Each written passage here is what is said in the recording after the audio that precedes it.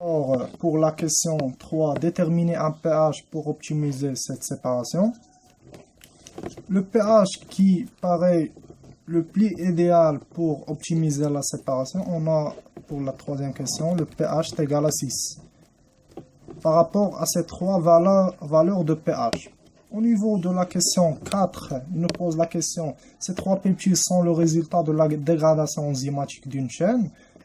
Au vu de nature de ces trois peptides, quelles sont les enzymes qui ont été utilisées pour dégrader cette chaîne? Justifiez votre réponse.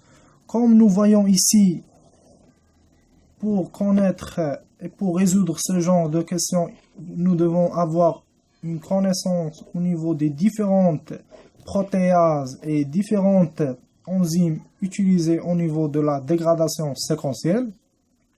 Mais pour ce cas-là, nous allons essayer de expliquer comment.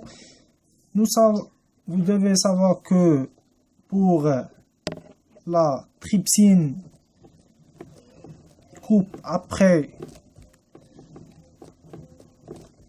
les acides aminés basiques,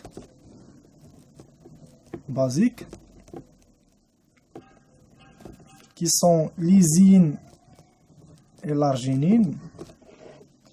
On va travailler avec la trypsine et la protéase staphylococcique.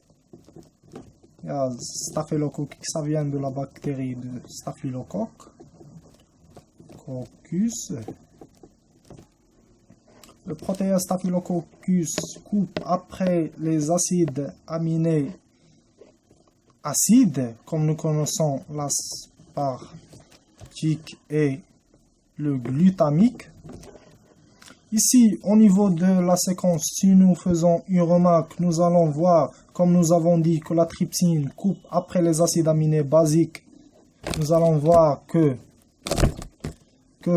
pour ici, on a la lysine. Alors, il y a une coupure après la lysine. Alors, on peut déduire la séquence de ces acides aminés. On peut dire que P1, les acides aminés qui sont utilisés et les intermédiaires, la dégradation enzymatique utilisée, nous avons la trypsine et la protéase Staphylococcus. Alors, pour la cinquième question, il nous pose la question, pouvez-vous déduire la séquence de cette chaîne? Si oui, quelle est la séquence?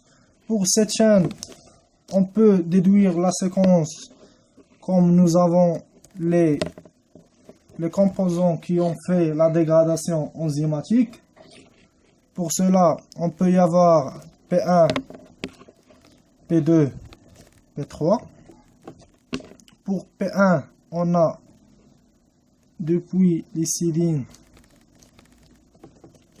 jusqu'à lysine, ceci est P1. De l'autre côté, on a depuis la glutamique jusqu'à l'aspartique. Ceci est P2. Et pour la troisième, c'est P3. Alors, comme nous avons dit, la trypsine coupe après les acides aminés basiques. Alors, il coupera de ce côté. Et la protéase staphylococcique coupe après les acides aminés acides. Alors, il coupera de ce côté-là. Pour une autre probabilité qu'on peut y avoir, ça revient à la même chose. On peut y avoir le P2 qui est ici, en première position, et le P1 qui est en deuxième position. On aura de cette forme-là, P2, P1 et P3. Alors ici, au niveau de ce côté-là, on aura l'aspartique, on a le protéase staphylococcus, on va faire une coupure. Et de ce côté-là, on aura la lysine, aspartique.